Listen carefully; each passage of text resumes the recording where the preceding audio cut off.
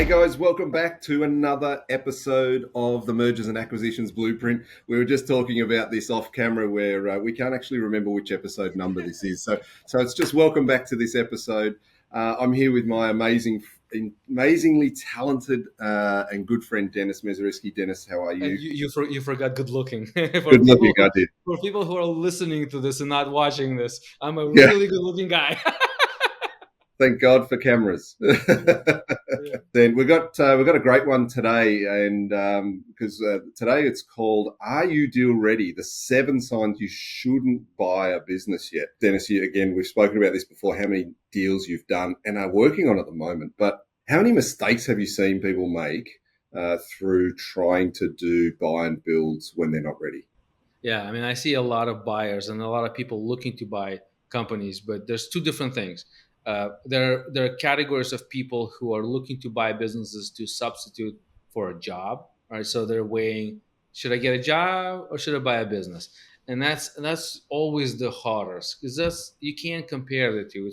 It's a re- it's really hard to compare from my experience to people who make that decision. They typically go towards the job, even if it's an executive jobs out there. And then you have the folks who are looking at buying to really grow through an acquisition and do a roll up of these companies. I feel like that's a more amateur buyer. But in any case, buying a company is a lot of risk, and there's a lot of things that you should be aware. You need to be self-aware of your experience. It's like, I'm a good basketball player some days, but I ain't no NBA star here. And so you gotta be self aware of when you stepping on the ring. Or are you ready? Is this a good opportunity for you? Because there's nothing wrong with having a job. There's nothing wrong with being number two, number three, number four in the firm. And there's lots of successful people that have done this.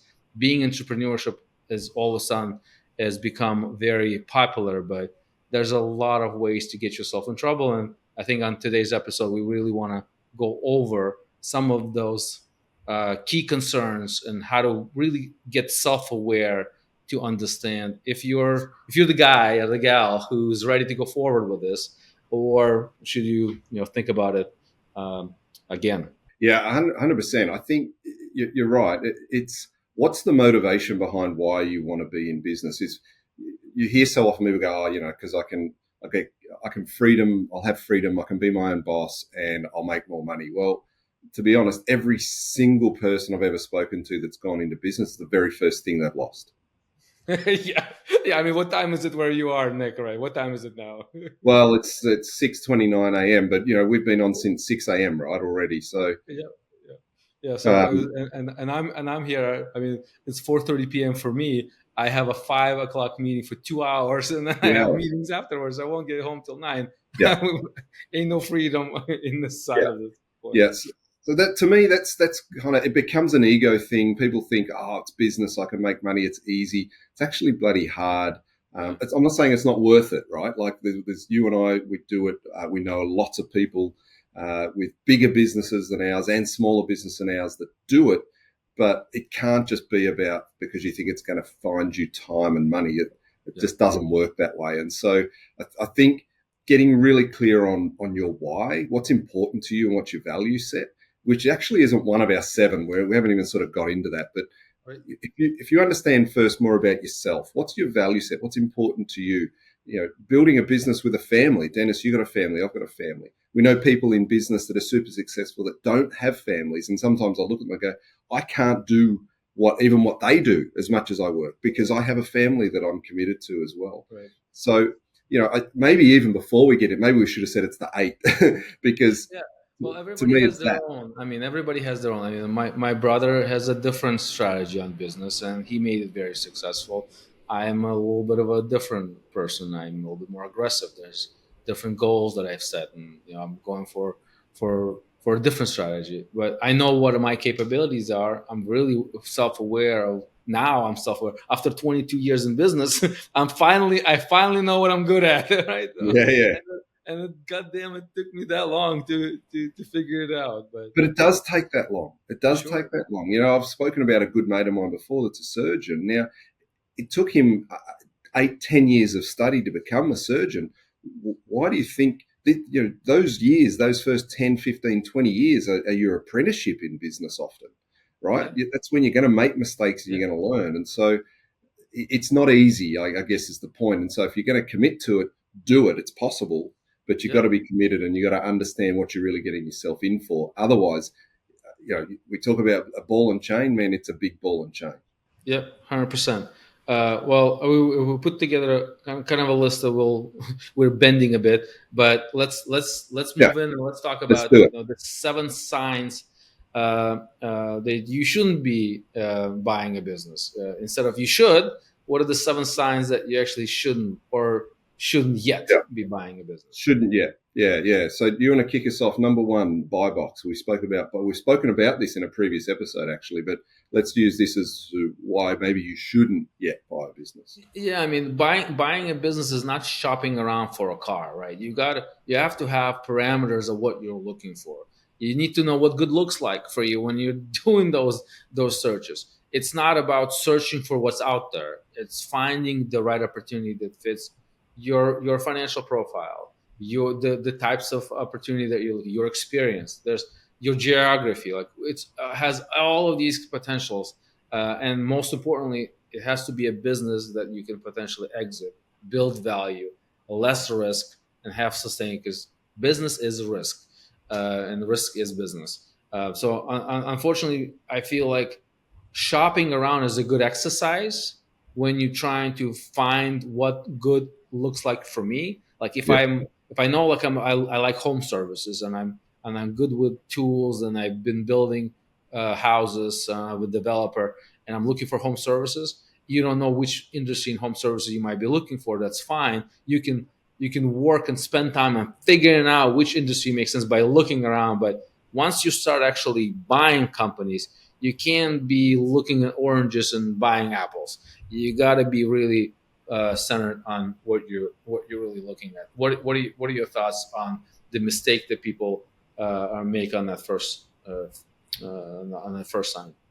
Yeah, it's simply not being clear on what it is you are. How can you identify the right thing if you don't know what it is, if you don't know what it looks like?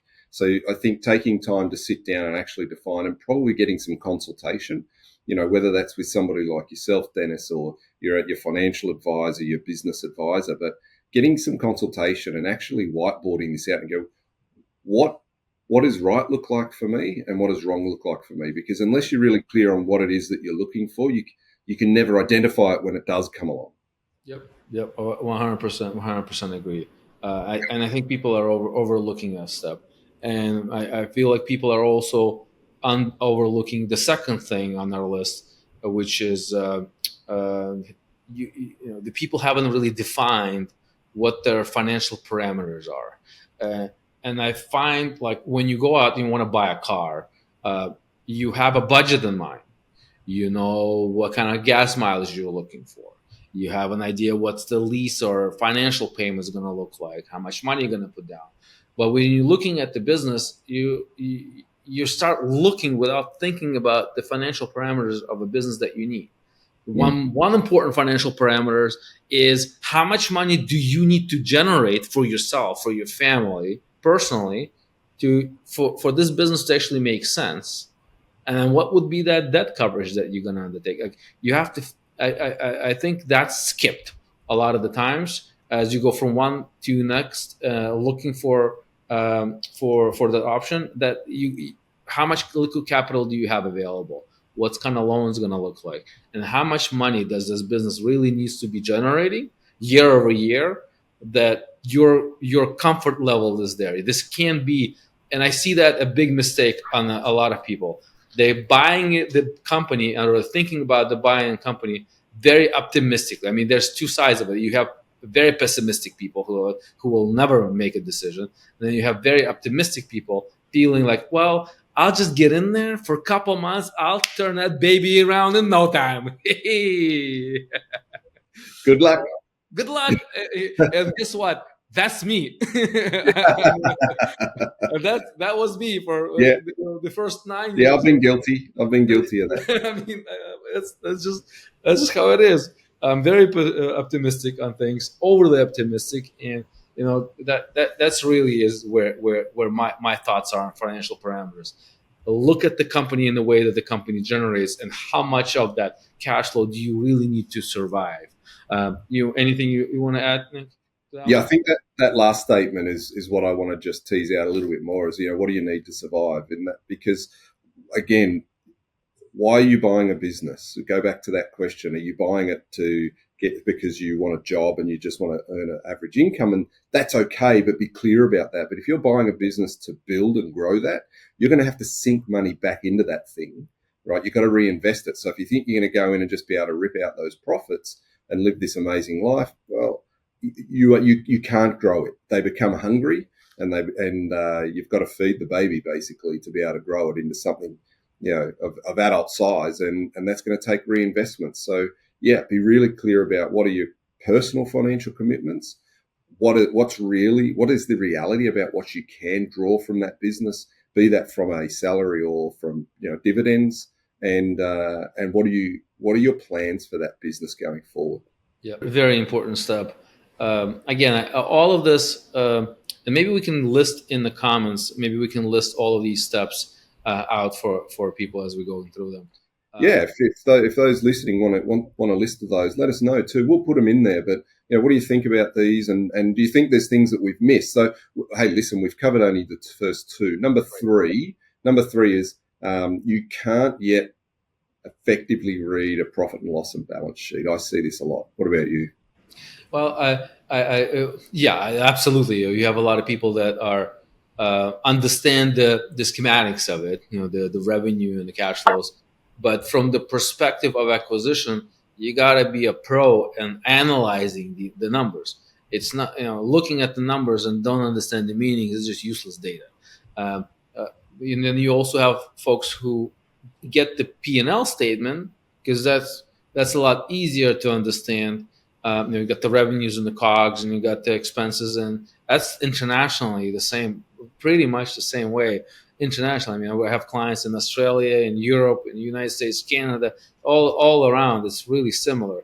And then when you go into balance sheet, you have a lot of people who are not very strong in reading balance sheet, and a lot of them skip balance sheet. Well, what am I gonna see in the balance sheet? I mean, I'm not buying. I'm not really getting. I'm not buying, taking over the liabilities as a free and clear. So what really am I going to see in the balance sheet? Balance sheet has all the secrets. I Yep. would actually say look at the balance sheet first Yep. as you're analyzing the business, especially if it has high inventory, receivables, payables. What's that liability? I mean, when I'm making an offer, I first look at the balance sheet to see how much liabilities are on the books. Well, that's my bottom line offer because I know the owner is not going to take anything less than what they have to pay back their debt, and so that's my bottom line. Sometimes you look at the company and Yep. that liability is out there, Yep. and I've seen that 08, 09 where there was a lot of workout loans, but reading P&Ls and balance sheets is important. I mean, yes, there's AI, right? There's opportunity to help you determine what you're looking at. But you gotta know what you're asking. You gotta know what you're looking for. So there's multiple reading materials that I've suggested to people over time. Just get acclimated in financial literacy, P&Ls and balance sheet, and it is extremely important, and not just understanding where the numbers come from, but how to read and assess these financial documents upon an acquisition. Extremely important. Yeah, 1,000%. And I'll echo your thoughts on balance sheet. I think more people can read profit and loss than balance sheet, but I agree with you. I think balance sheet is what gives you a peek behind the curtains. You can forecast cash flow from the balance sheet. You can look at so much more of it in a balance sheet that tells the story and the health of that business than just a simple profit and loss. The profit and loss can sometimes be a bit of smoke and mirrors, and it's easy to hide things in different areas. Balance sheet is not so much. So yeah, learn to read. And your point on AI, I agree with you, is great, and I use it myself.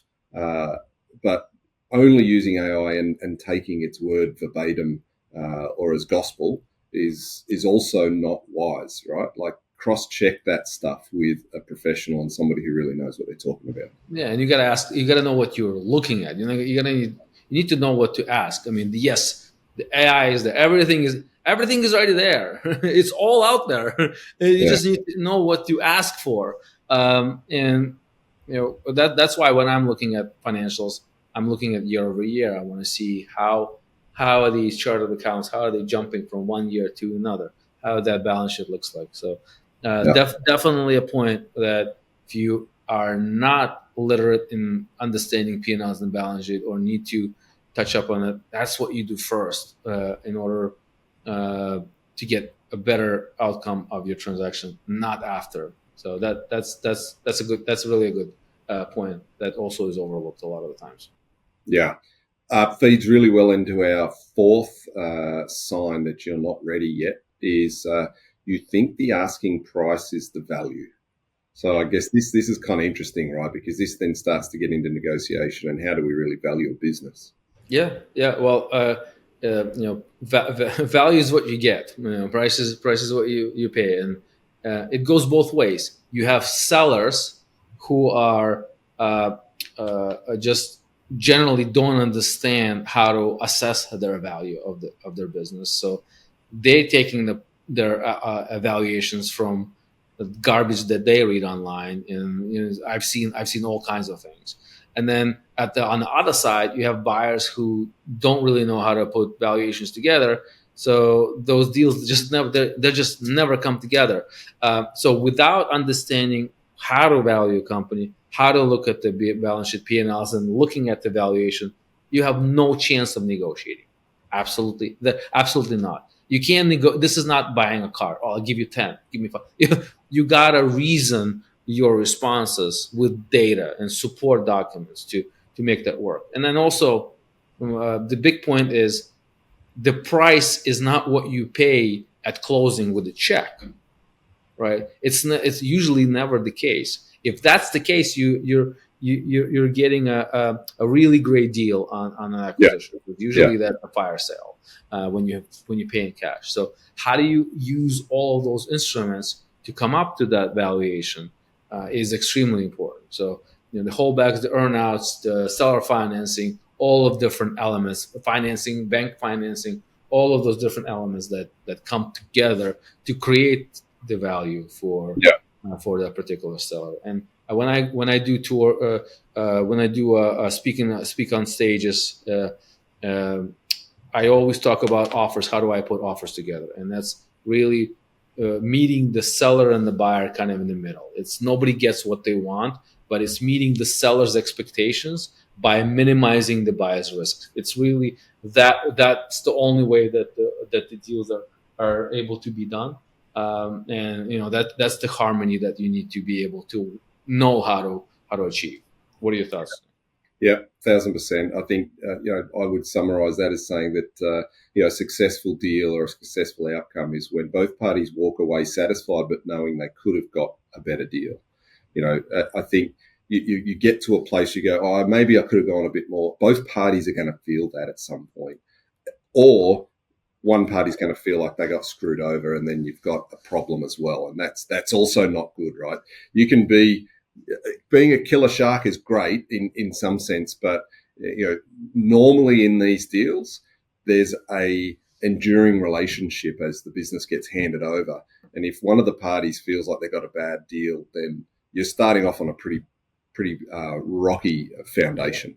Yeah, So and I feel like the best deals are where you pay fair value yeah, for a good company with good people with good profits, and you pay a fair share. It's a different strategy in buying real estate. In real estate, you try to get yeah, as much discount as you can, take advantage of the situation, and I mean yeah, you do a little bit of that in M&A, but it's about paying the fair price for good asset, not buying junk, knowing what you're getting yourself into.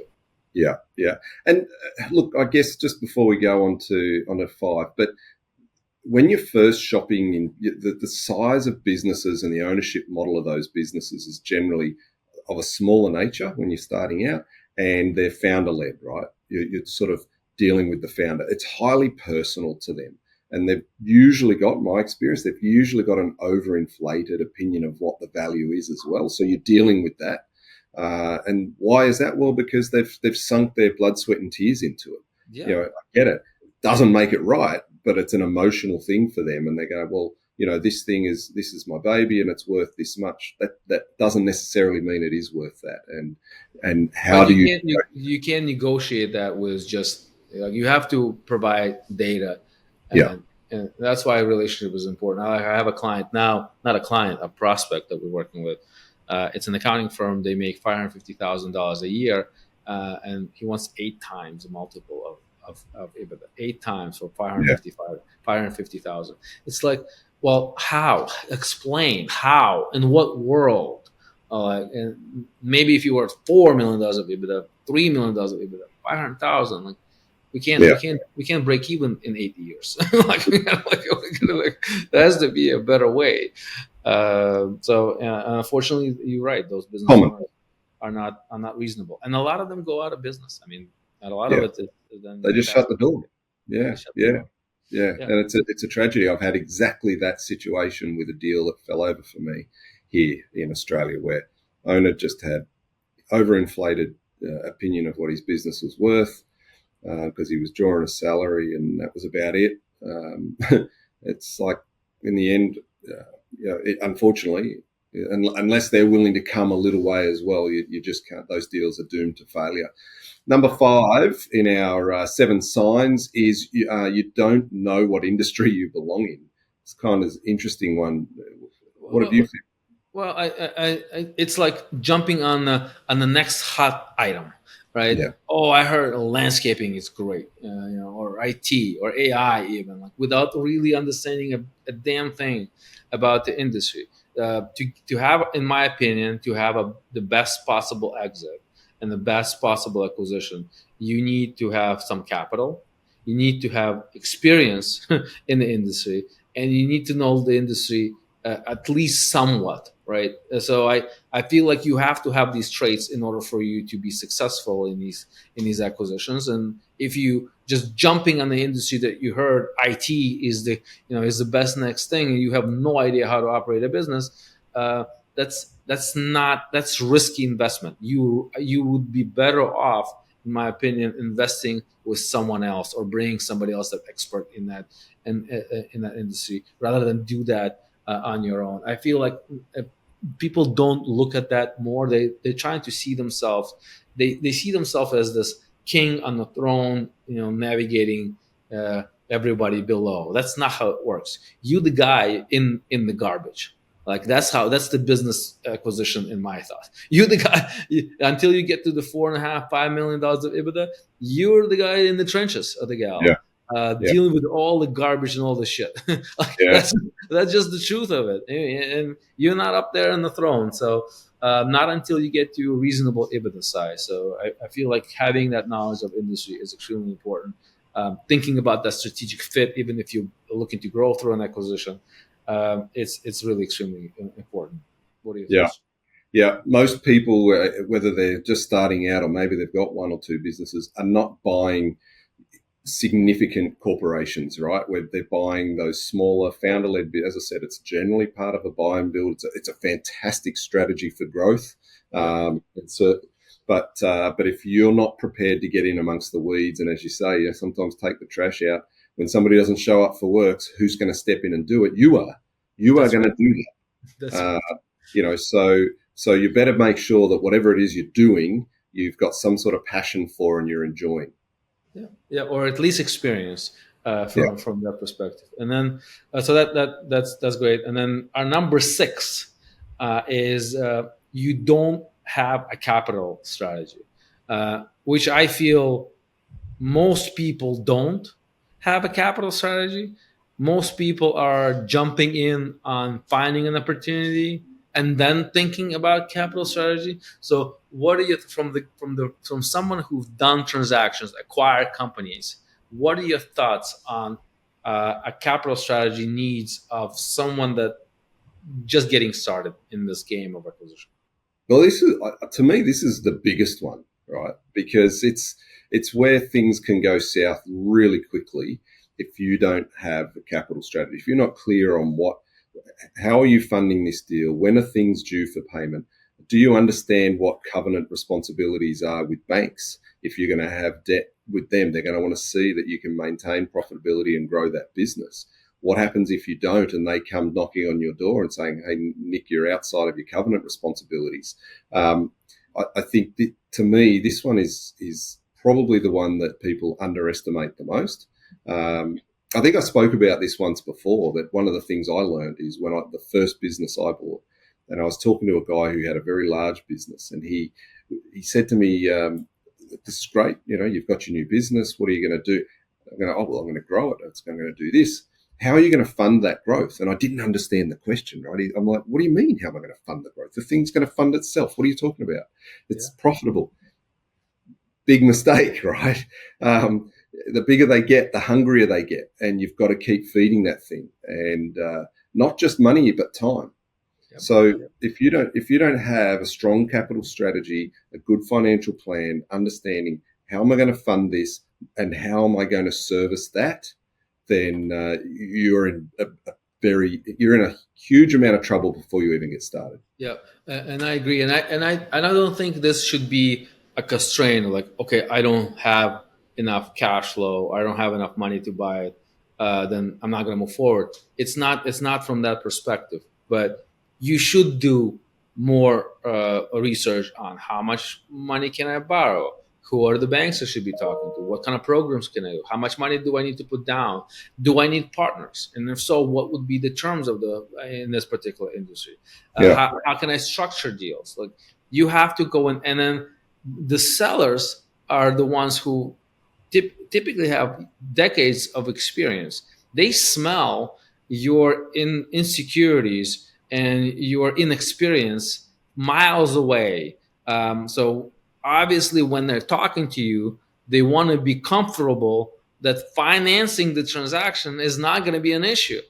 And a lot of the students that I'm teaching now in the M7A program, they underestimate that fact, and they don't go forward with the people that they're talking to because the sellers don't feel they're credible enough that they'll actually be able to pull the trigger when time comes. So that's why you gotta figure this out now. This is why, and only 7, because we could have done 700 things, but that's why in the 7 things we put together, this is one of them. So I do feel like, even with people that I'm coaching on this acquisition game, go out and talk to banks, and especially if you're in Australia or in Europe, not as much as in the US. Australia is extremely relationship driven.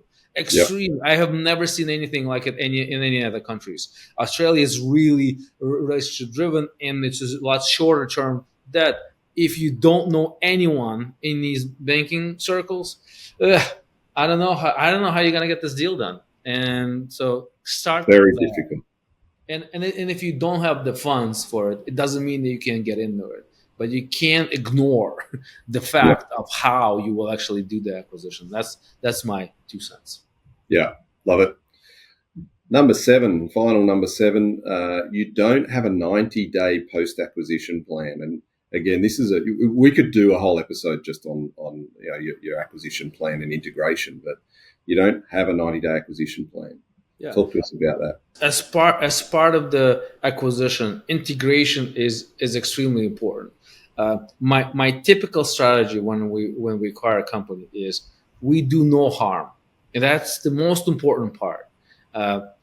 Folks like ourselves, and I speak for both of us, we know how things should be operating. So and we lead teams. So ultimately, day one, we want to put our fingers in, and we have to control ourselves and step away from the keyboard and let the company operate, because you need to learn how things are operated. You need to learn how things are done. Yeah.